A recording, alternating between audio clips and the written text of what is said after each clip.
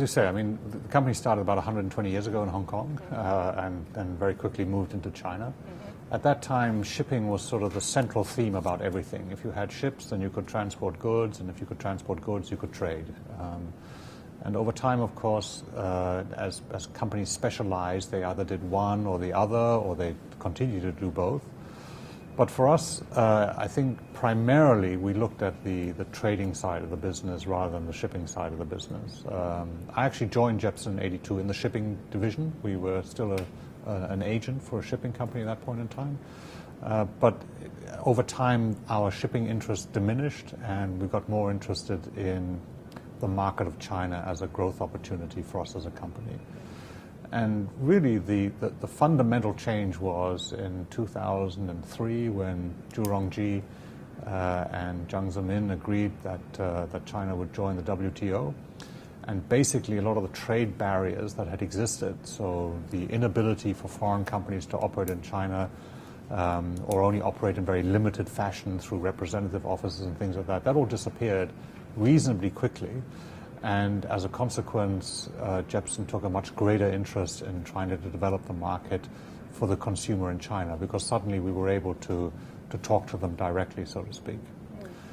I think two things happened. One is that WTO entrance, Hong Kong was part of what's called the CEPA arrangement between China and China and Hong Kong, where Hong Kong has had faster access to the Chinese market.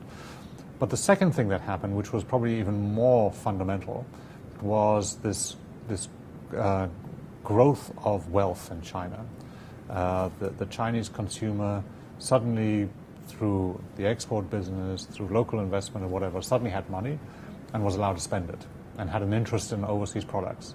And that's really where Jebsen stepped in, and then Jebsen started looking at trying to avail itself of the opportunity of growth with these types of people. So that's, in a nutshell, our story. So, but you have made it very clear that you only target the high-end consumers, like you only sell kind of luxury goods, be it the car, be it in the houseware or home electricities. So why do you target these markets, not the mass market? Well, I think every company has to decide for itself in which playing field does it actually want to enter, and where can it bring its strengths to bear. From our perspective, it's very difficult for us to compete in the mass market. Mass market means about moving volume, being a cost leader, basically trying to maximize your ability on scale. And that's not what Jebsen is all about. We are not the largest company, and we are not the most diversified company, but we feel that our strength is really to bring brands to the marketplace which have got a perceived premium value. So there's an ability to add to the brand through marketing activities. And that basically then positions you into a more premium type product range. So we are predominantly a niche player. We are not in the mass market in any of our products. So whether it's the car with Porsche, we are a high-end sports car with SUVs and so forth. And even though it's a big market for China, the Porsche brand, but at the end of the day, it's still a very small brand in the Chinese marketplace. And similarly, whether it's Dyson or Casio or whatever the other brands that we carry, at the end of the day, these are specialty brands or brands that look at one specific part of the market and not of the mass market. So you are focused on the niche market as you have chosen to represent some premium products, but how to choose what products or what brand you are going to represent for this country, because China is also a very diversified market. Absolutely. So I think at the end of the day, it's a question of opportunity and at the same time our ability to add value. So we've been operating here, as I said, for a long time, so people know of Jebsen, so brands who are looking to enter into the greater China market, because we don't only do China, we also do Hong Kong, Macau, and Taiwan. Companies that want to enter into this market and don't want to do it themselves or want to change their distribution strategy come and speak to us. And if we're known in the marketplace that they operate in, or alternatively, we also go to trade shows, we go to investment seminars and things like that, and talk about the work that we do. I think the choosing part is then to try to understand what are their ambition levels for China and what are their capabilities.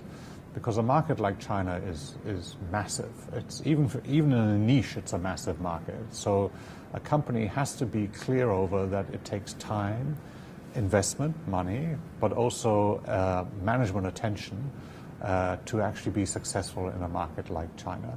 It will not happen overnight, and it won't happen without doing something. The Chinese market is not waiting for any product. If you're interested in entering into that market, there has to be a meeting of minds. So our desire, of course, is to carry successful brands, but it means that from the brand owner's perspective, they have to commit resource to the Chinese market, because on our own we can't do it. We need the brand owner also to participate. Such as what kind of resources? Well, I think it's about understanding the market. So that means either having people on site in the field to look at the market, understanding the competition, understand pricing, understand unique selling points. So there has to be a willingness to accept China as a distinct market. Maybe at the end of the day, with the product features exactly the same as everywhere else in the world, but maybe not. Maybe there will be some differences. Or maybe one type of product works best in China, whereas overseas a different type of product works best. But it needs that sort of openness and willingness to understand China to be successful there. Hong Kong and Macau and Taiwan are different, much smaller markets, much more mature in the sense of having dealt with overseas brands for a longer period of time, but obviously also don't have the same growth opportunities as China. So the real opportunity, I think, for people to work with us is to try to say, okay, what are my priorities? Small market, Hong Kong, big market, China. Then it means trying to make up your mind what it is that you can bring to the table. So you talk about value-added services to brands that you represent in China.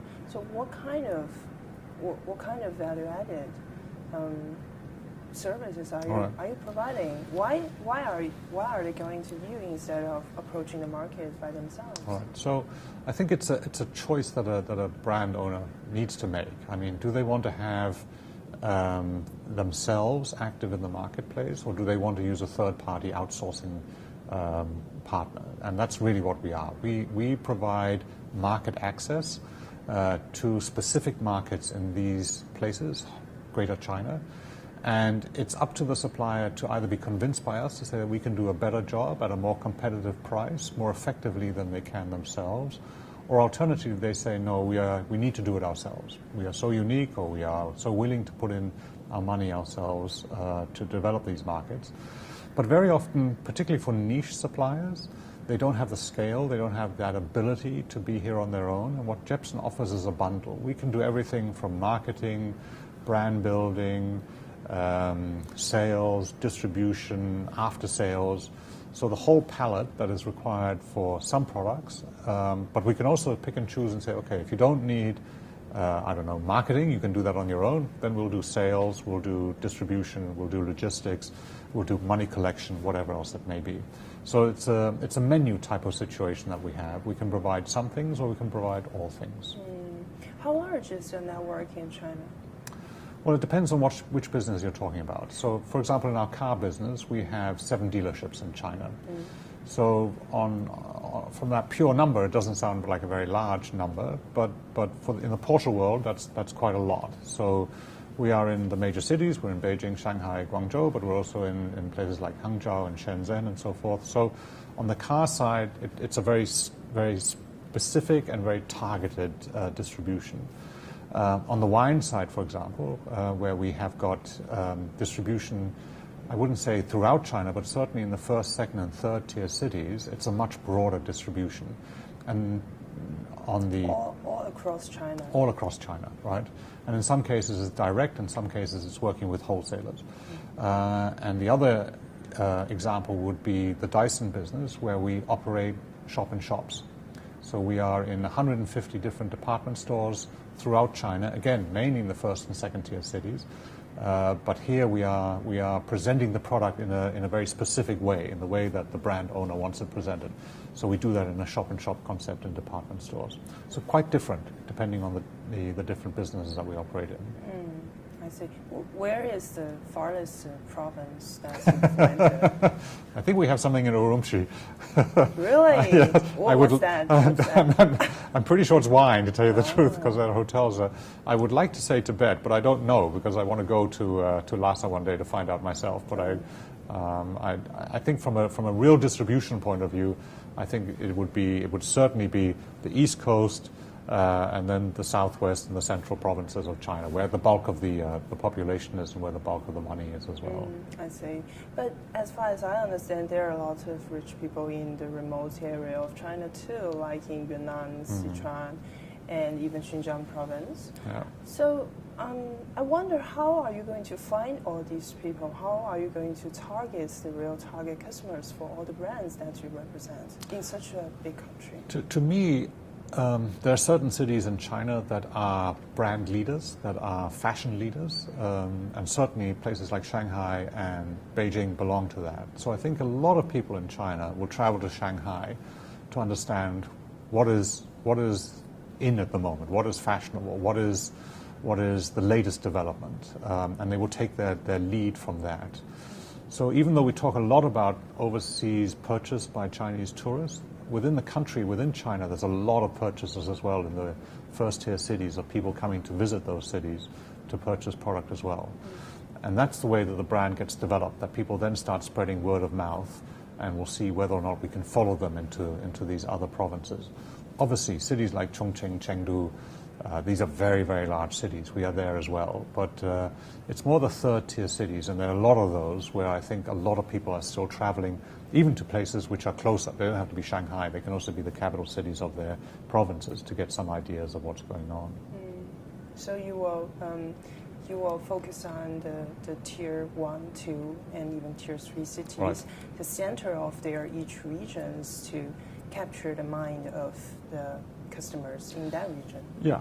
Well, so obviously we try to understand what are the demographics, what's the earning potential, does it suit the business that we're trying to bring to that particular place. So, for example, in the Dyson business, where we work with a shop-in-shop concept, there are sort of 5 issues that we need to look at if we want to go into the department store: footfall, demographics of the people, their money, and so forth and so on. And that doesn't really matter whether that's a first, second, or third-tier city. It's the same categorization that we go through to try to understand whether it's a good or a bad place to put in a shop. But at the end of the day, most of the shopping is still being done in the major cities. So each brand got their own criteria. Like Absolutely. How far should I go in Absolutely, China? yes. Okay. How many brands are you managing at this moment? We have about 200 brands that we work with overall. Okay. I guess that's a lot of criteria. Well, certainly. And the idea then is, if you have some lead brands, some bigger brands, how do the other brands then fit around it so that you can present a basket either to your consumer group or to your purchasing group? So at the end of the day, the lead brands are very important for us as well. So I guess that's also the way to put the cost down. Absolutely. If you have a lead brand. Absolutely. What's the most successful brand at this moment in China? Well, our biggest single brand is Porsche. So we've worked with Porsche since 2001 in China, since 1955 here in Hong Kong.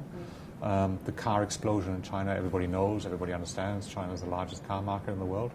So when we introduced the brand to China in 2001, we opened a first store in Beijing. We sold very few cars. At that time, the market was not ready for sports cars.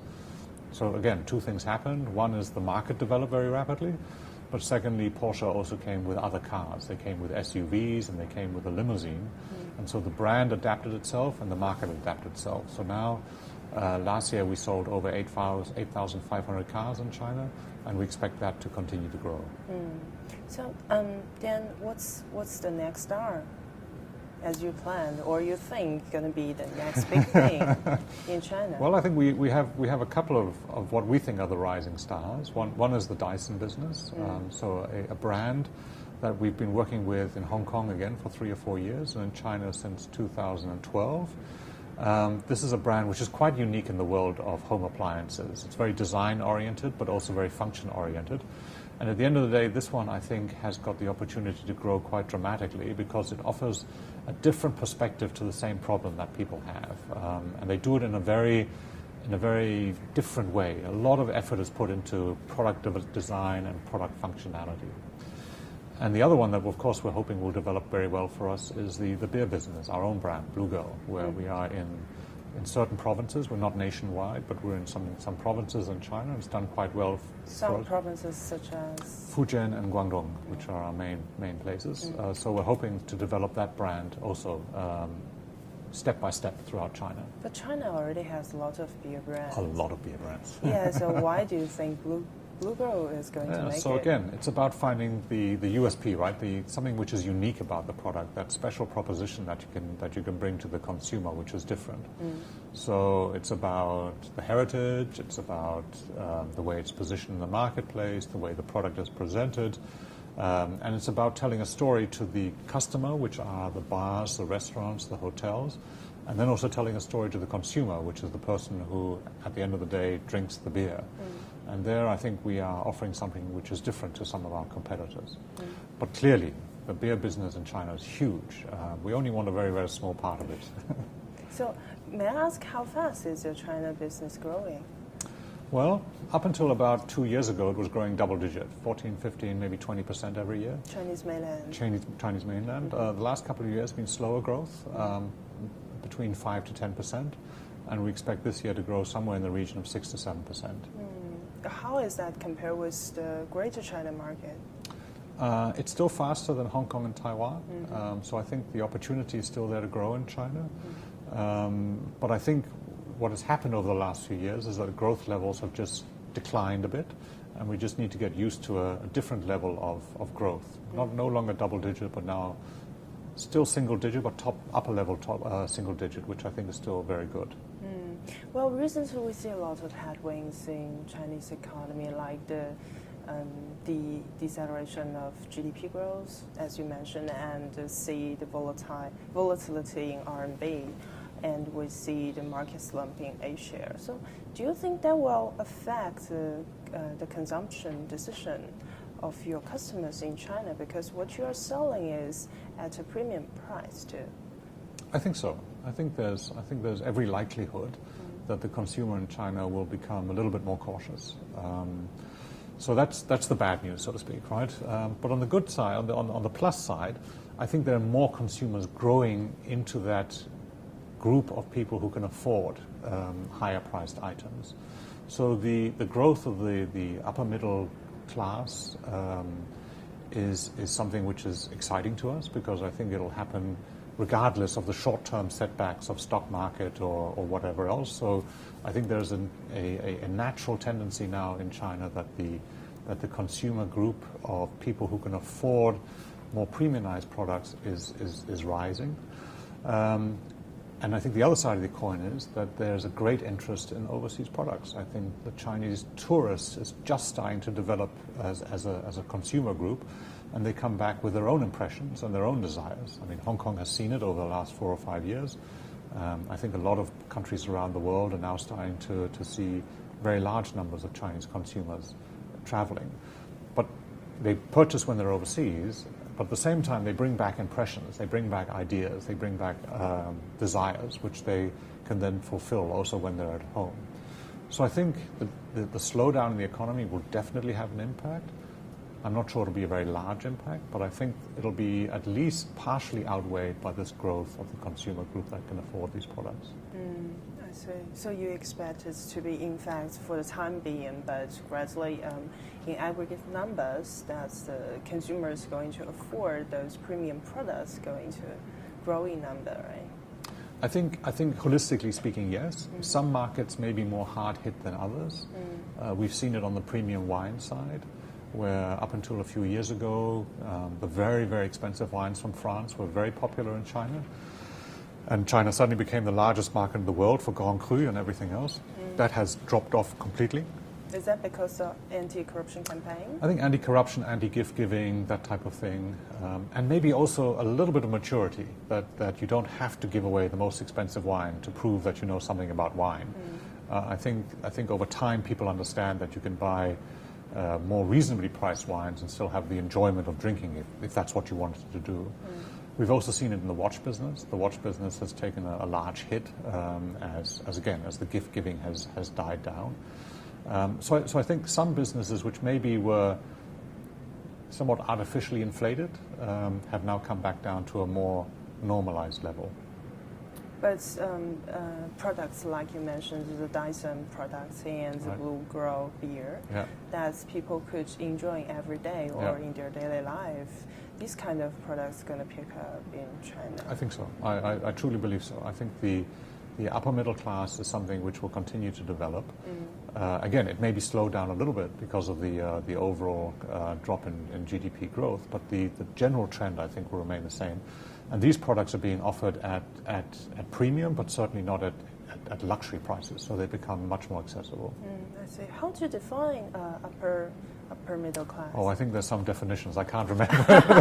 I think it is McKinsey who defines it. It may be $7,000 a year or something like that. But there are a number of studies which are sort of indicating that number of people will grow from 50 million to 200 million or something along those lines. And you consider that as your target? Absolutely, customers? absolutely. Okay, I see. And because you do a lot of retail business, but retail in China, we can not just go around without talking about online. So can you tell us what's your online strategy? Well, online, I think, is a very exciting part of retail nowadays. I think it has the opportunity in China to really change things dramatically.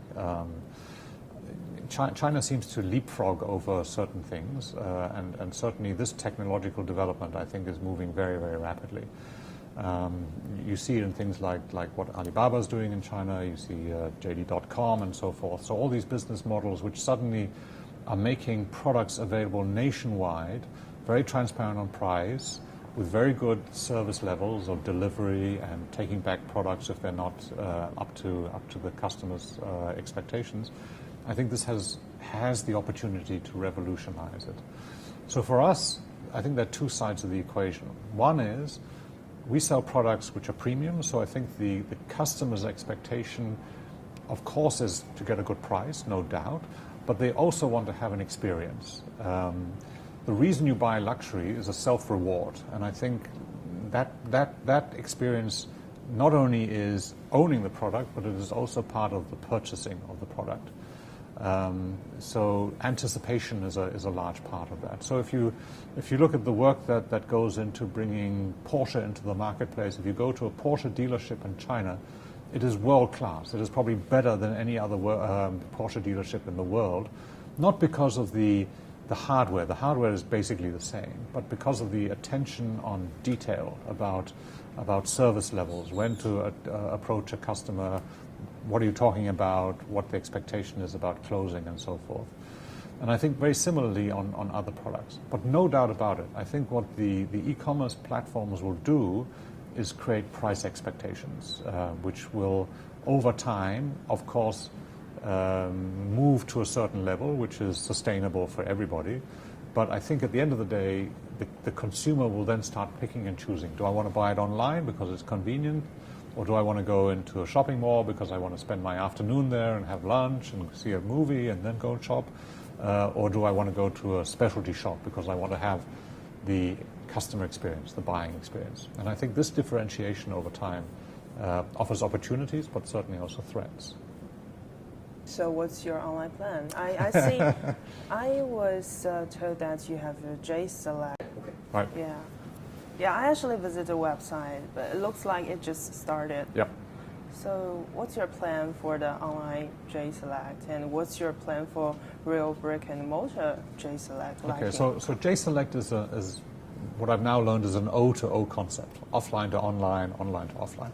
So we want to cater for both sides of the equation. On the one hand, we are building stores, so far only in Hong Kong, where we are learning a lot more about multi-brand stores.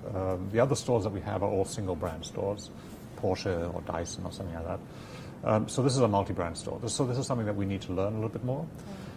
In China, we're starting with an online platform, and we will then start considering about bringing stores as well into China.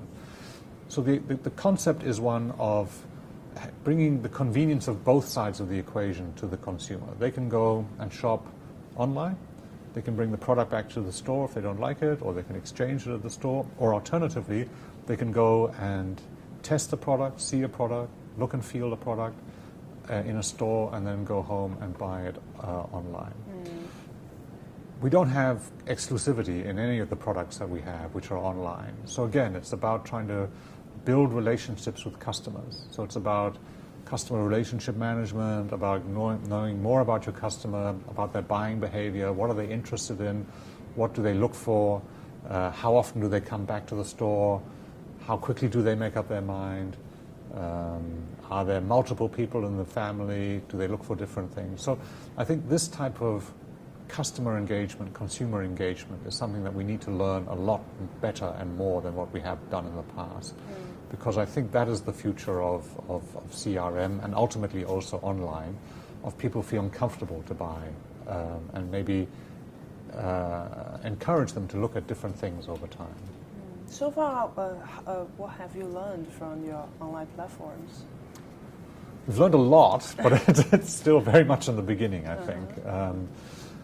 I think it's very hard to be unique in the online world. I think the opportunities are there, but the entry barriers are very low. So for us to position ourselves, I think we're going to have to spend a little bit more time experimenting and try to figure out what it is that people want and what it is that they don't want. But at the end of the day, I think it's this famous word of customer intimacy, right? Trying to get to know your customer and trying to become a little bit more than just a shop online platform, maybe something where people feel comfortable to look at different things over time. And you mentioned the brick and mortar store you only have it's in Hong Kong at this moment. So when do you plan to bring that to China? Well, in Hong Kong, we're opening another store. So we will have 3 stores here in Hong Kong by the end of this year. And I think then the opportunity is then, after we've learned a little bit more, different locations, different sizes, different presentation, to then take a concept to China, which is a little bit more refined. So I suspect in 2016 we'll be starting to open stores in China. So it was next year? Next year, yes. Okay. Yes. Okay, so very, very soon we're going to see that. I think so, or I hope so at least, yes. Okay, so you just mentioned that the online platform in China, the entry level is very low. It's basically free to go for everybody. Right. And well, in China, there's already a lot of brands competing for attention and online as well. So how do you find a challenge? How do you find a competition a challenge in China? It's huge, and it's magnified on the online in the online world, because as I said, it's very easy to start up. You can go online on JD.com or whatever else. You can set that up within a very short period of time. I think at the end of the day, it's about trying to build consumer by consumer rather than the mass. As I said before, we're not a mass type company. We like to operate in the niche. So I think it's about trying to build a consumer base through word of mouth, hopefully through customer satisfaction, or if they're not satisfied, through solving problems in a way that gives them the confidence that we are the right partner. At the end of the day, it's about then building a loyal or a reasonably loyal customer base who sees J-Select as an opportunity to look at different products which are fairly unique, maybe a little bit more design-oriented, and are fairly priced. May not always be the cheapest, but are priced and are given a service which can satisfy the consumer. But it takes time. But we're not driven by venture capitalists. We're not driven by people who want to build and sell or to IPO the business. Our objective is to build a customer base which allows us then to sell more products to them over time. So you will take the time and do things like step by step? I think so. I don't think we have much choice otherwise, because otherwise you would have to place your bets on one product line or one concept and say, okay, I'm going to take this and make it very big. But very big in China is very difficult to do because there's a lot of money that is behind this sort of business nowadays. I see. So what's your positioning for J-Select? What kind of products are you going to put under this channel? So at the moment, it is predominantly technology products. It's design-oriented products. It's imported products. and it's products which are basically for the home environment. So the idea is to attract people who are either young couples or about to set up a life together, have their first apartment, and are looking to buy products which sort of suit their lifestyle. I see. And hopefully we can offer something there. How about beverages and wines? Beverages, we will certainly also do something on the wine side. Not so much on the beer side. Beer is, I think, much more a sort of a supermarket or a occasion type thing which you drink in a pub or a restaurant. But wine, I think, again, is a product which lends itself to home consumption. And again, there we are building a platform for private consumers who are interested in the wine portfolio that we carry. And our wines are, by and large, either old world or new world, but in a certain price category. We don't go all the way to the top, but we also don't go all the way to the bottom. Well, can you tell us more about the platform? So it's a Jebsen fine wine platform. We started it again here in Hong Kong, and we're now starting to roll it out into China. As I said, it carries predominantly the brands that we distribute in the marketplace anyway. And it's again about building relationships with consumers who don't just want to buy one bottle of wine, but who are looking to either build up a little bit of an own portfolio of wines that they enjoy, or for parties that they give, or for gifts or whatever else they may have. So it's again about building this relationship with consumers. As your Chinese mainland business grow, how about the position of Hong Kong? What's the role of Hong Kong in the whole picture?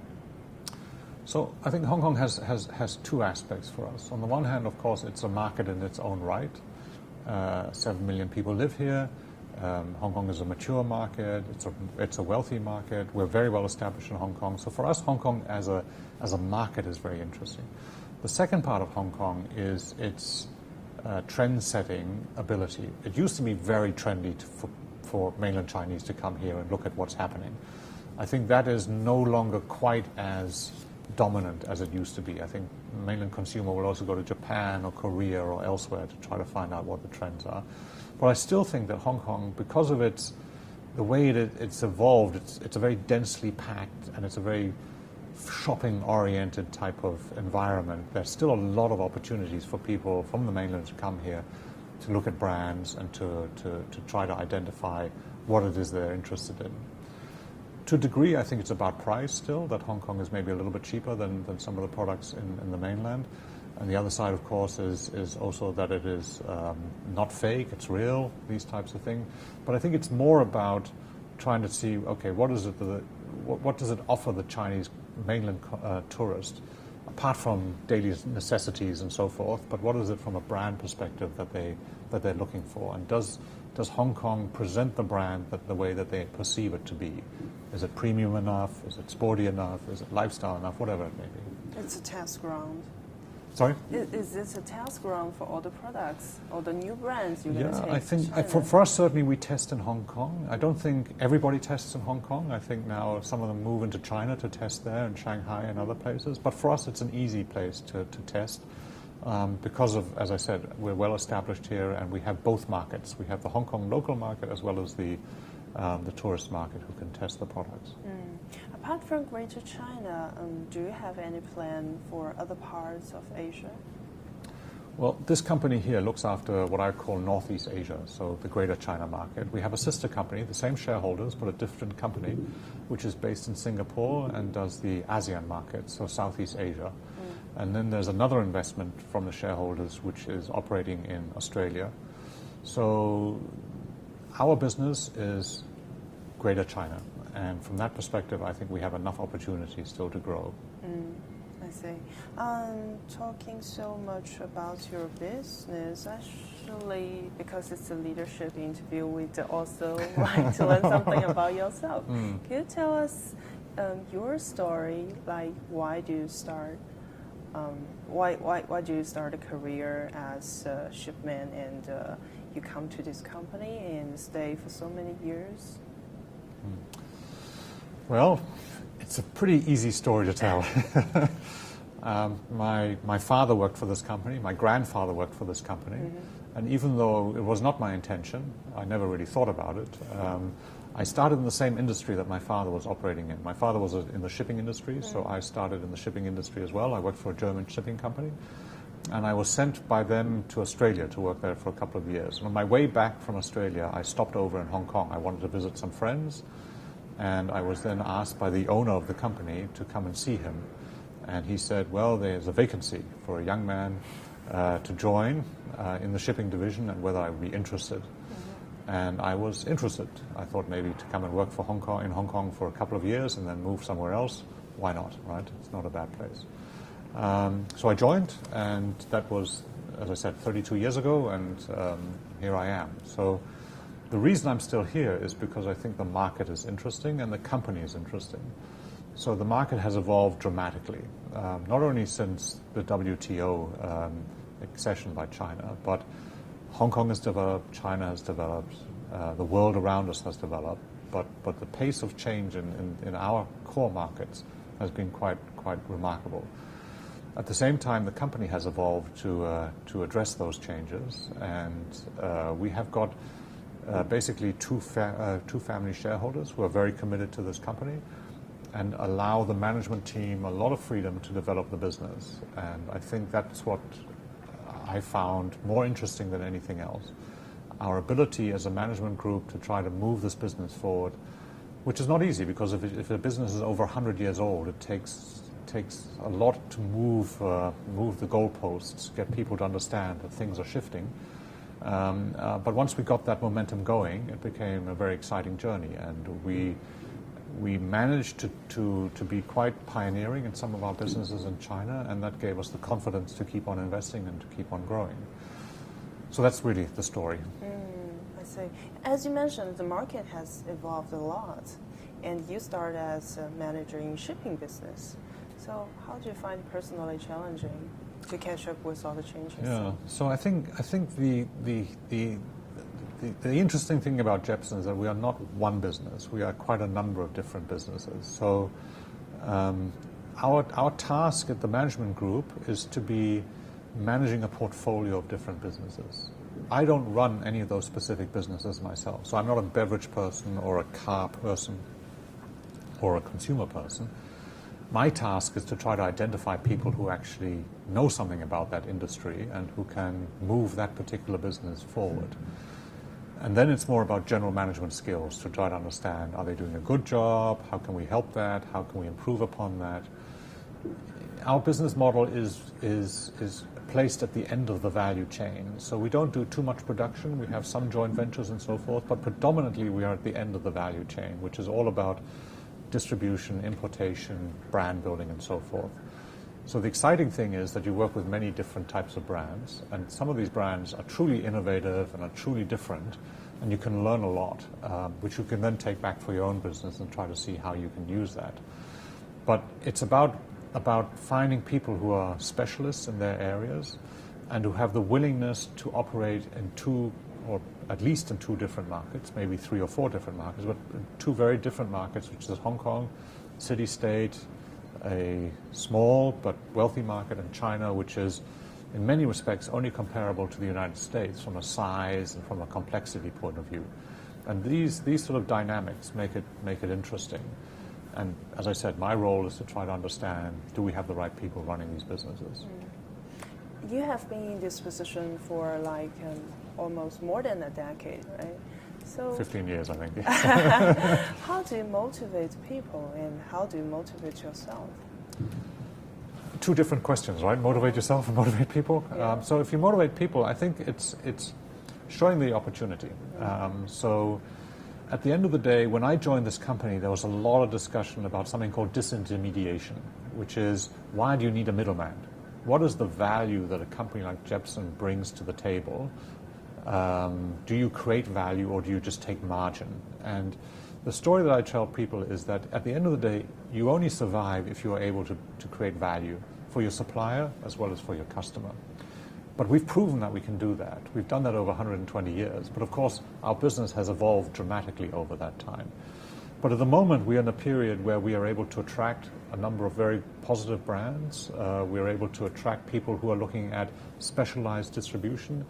And I think it is the management freedom that we also give our leaders in their individual businesses, which can attract a certain type of individual to come and work for us.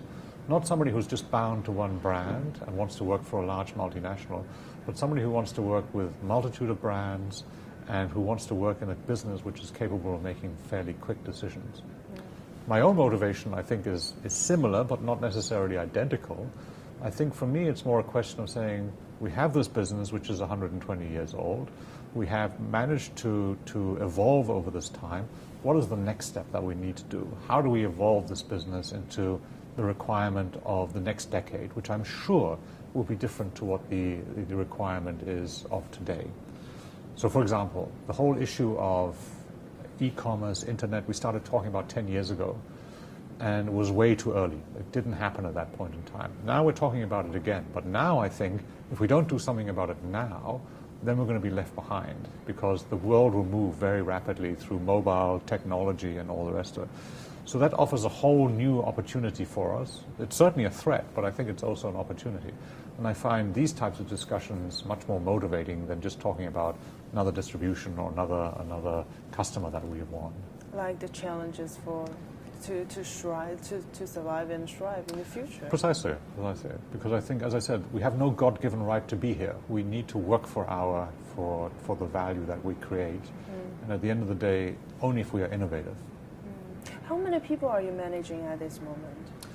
Well, my direct reports are about 7 or 8. So I have the what we call BUs, so business unit heads that report to me. And then I have the CFO who reports to me, and I have the HR person and the internal audit person who reports to me.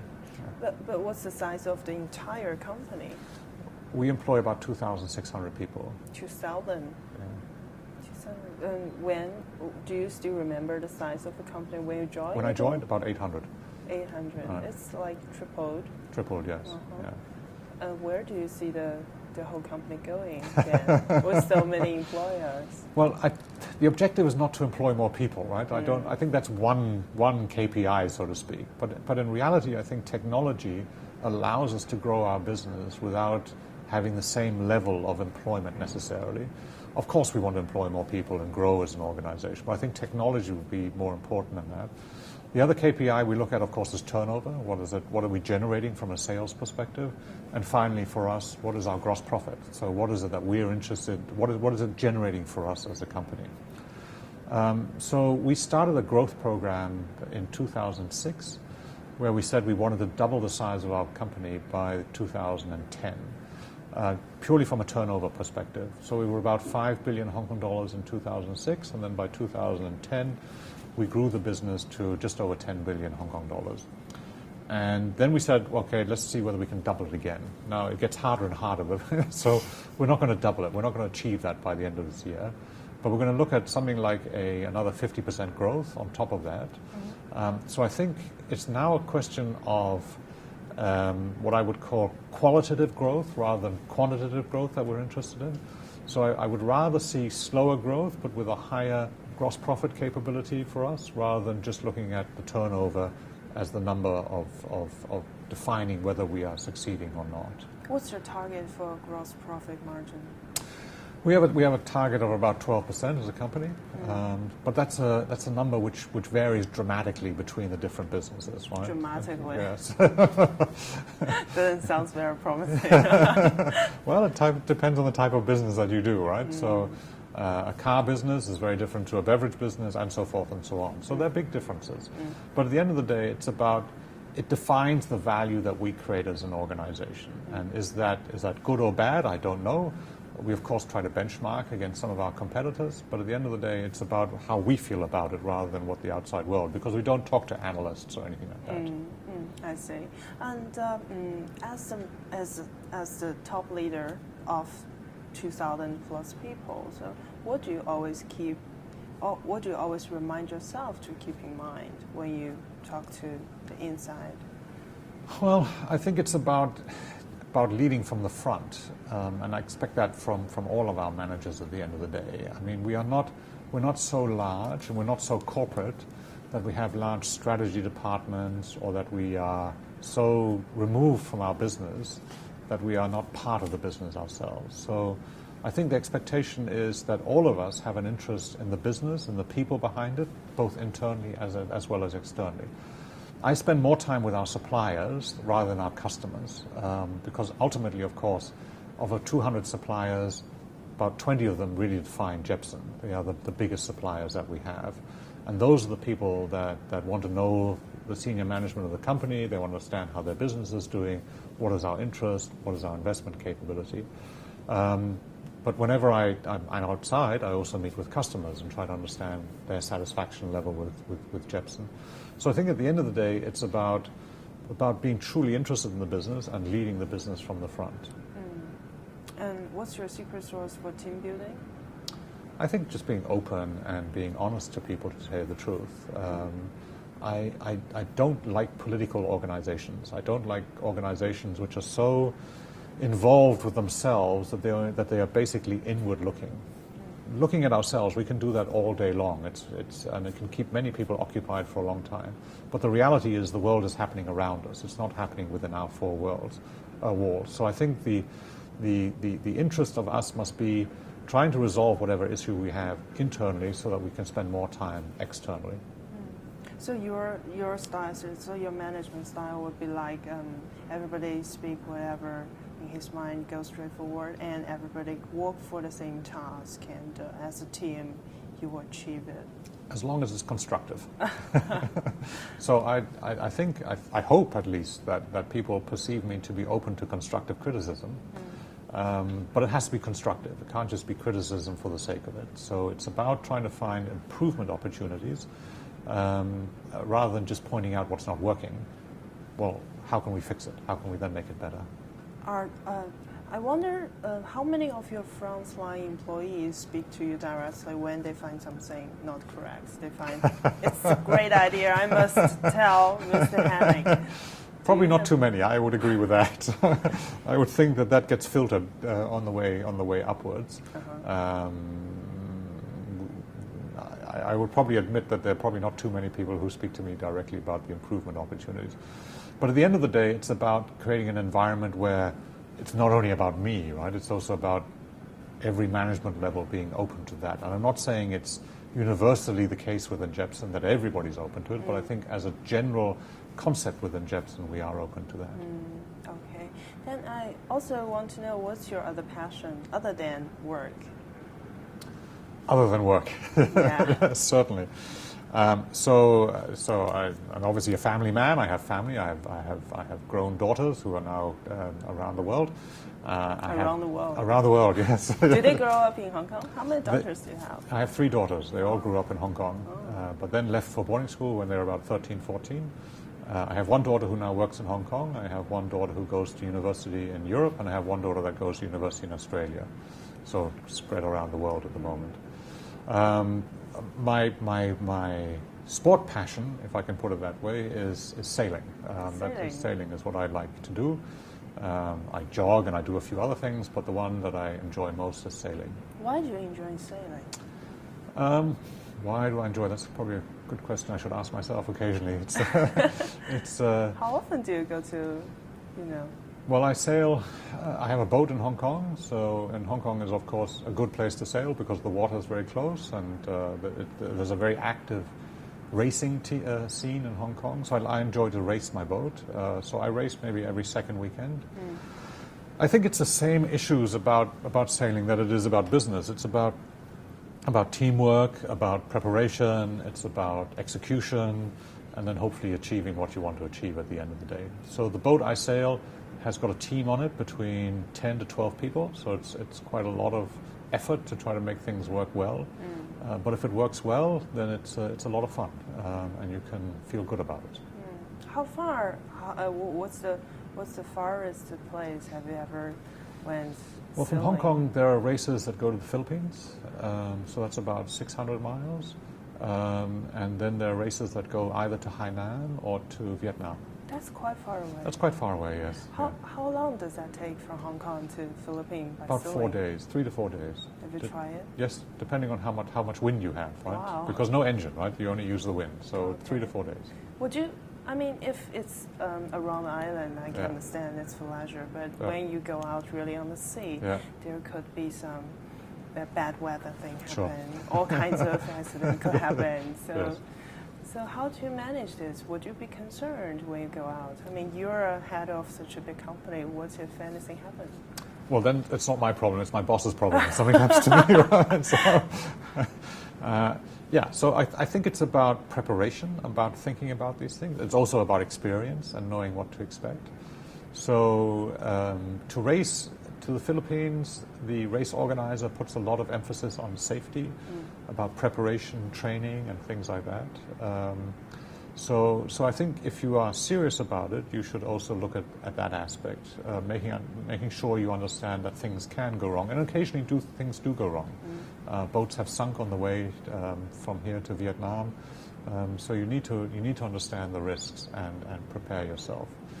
But I think if you do that, then if the weather does turn bad, then at least you have a very good chance of getting through it without a scratch. I see. So if you do have time, where is the place that you want to go sailing there?